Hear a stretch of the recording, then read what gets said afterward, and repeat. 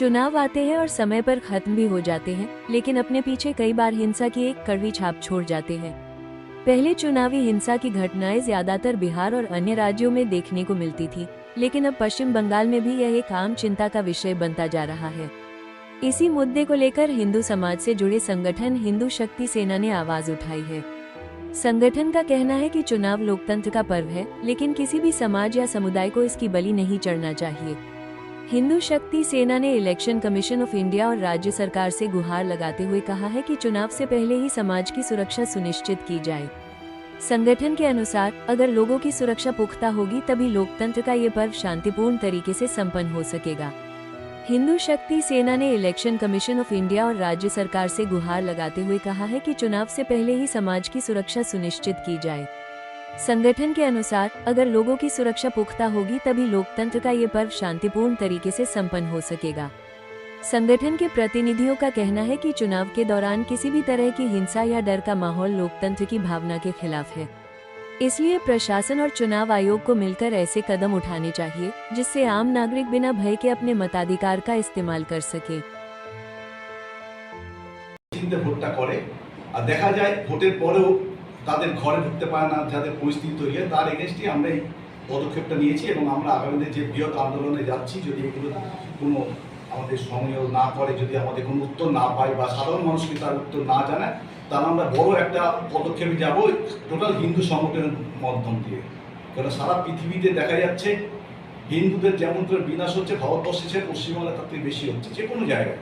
এটা একটা জাতি নির্বিশেষের বিদ্বেষে আমরা বন্ধ করে আমরা দেখেছিলাম স্বাধীনতার পরে দুটো ভারতবর্ষ দুটো ভাগে ভাগ হয়েছে, একটা হিন্দুস্তান এবং পাকিস্তান। কিন্তু এক শ্রেণীর লোক এখনো লাফিয়ে গেছে কেন হিন্দুস্তান হলো না, কেন হিন্দুস্তান হলো না।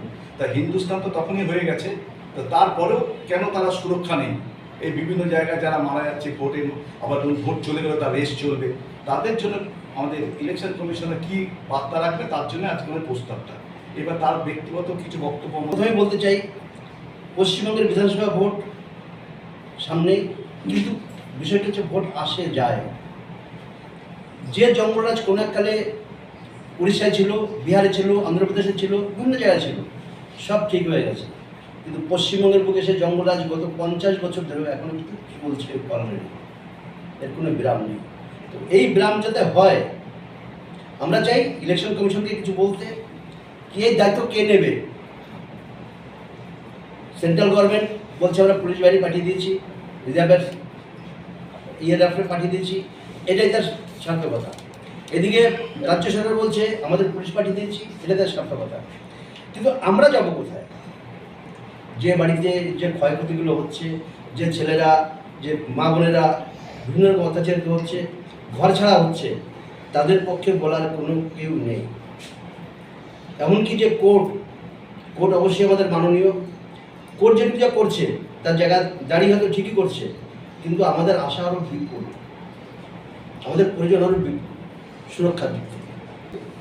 ইলেকশন কমিশনের দায়িত্ব শুধুমাত্র ইলেকশন শেষ হলেই দায়িত্ব ফুরিয়ে যায় না। ইলেকশন সংক্রান্ত যত বিপদ আপদ যা হবে সমস্ত ইলেকশন কমিশনের দায়িত্ব নিতে হবে। এই দাবিগুলো আমাদের প্রত্যেকের থাকা উচিত। আগামী দিনে আরও নিরাপত্তার সঙ্গে আরও সুনিশ্চিতভাবে শুধুমাত্র এদের মাধ্যমে, ওদের মাধ্যমে, ইনভিটারের মাধ্যমে, ফোন ঘুরিয়ে দিয়ে, ক্যামেরা ঘুরিয়ে দিয়ে সব কিছু নির্বাচন কমিশন কি জানে না?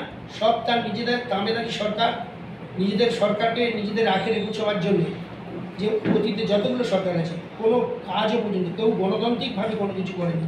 যা কিছু হয়েছে এই নেতাতান্ত্রিক, শুধুমাত্র গণতন্ত্রের গুলি আওড়ে নেতাতান্ত্রিক, নেতারা যা বলবে তাই হবে। আগামী দিনে সেই সরকার নেতাতান্ত্রিক বাদ দিয়ে গণতান্ত্রিক হোক, অথবা সংবিধানে লেখা হোক এটা নেতাতান্ত্রিক গুলি আওড়ে গণতন্ত্রকে ব্যবহার করে সরকার গঠন করে জনগণকে বিপদে ফেলায়।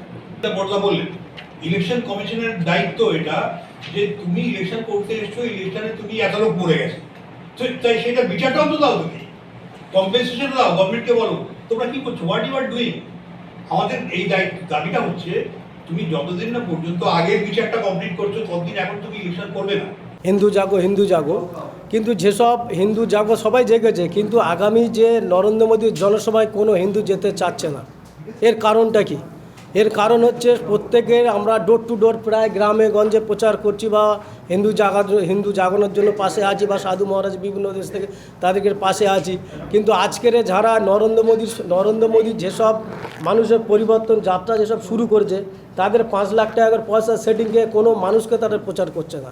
তারা পয়সাকে কোনো মানুষ আগামীকাল নরেন্দ্র মোদীর যে সবাই যে মানুষ যাবে কেউ যেতে চাচ্ছে না। কেন? এর কারণটা কি? নরেন্দ্র মোদীর একটা ভারতের প্রধানমন্ত্রী আসছে, কোনো মানুষ একটা নরেন্দ্র মোদীর সবাই যেতে চাচ্ছে না।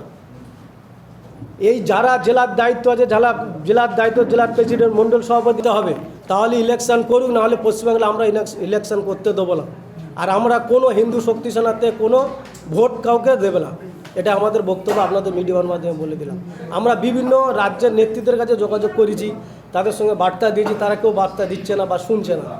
এটা আমরা শ্রমিক ভট্টাচার্যের বাড়ি আমি 2 বার গিয়েছি, বা যারা পরিবর্তন যাত্রা করছে তাদের সঙ্গে আমি বারবার কথা, জেলা সভাপতিকে 300 বার ফোন করেছি, 300 বার মেসেজ করে, তারাও ফোন ধরে না, মণ্ডল সভাপতি। এই জন্য আমরা আগামী 2026-এ আবার মমতা ব্যানার্জি ক্ষমতায় এসে যাবে। কেন? এদের কিছু দোষের জন্য এরা হেরে যাচ্ছে।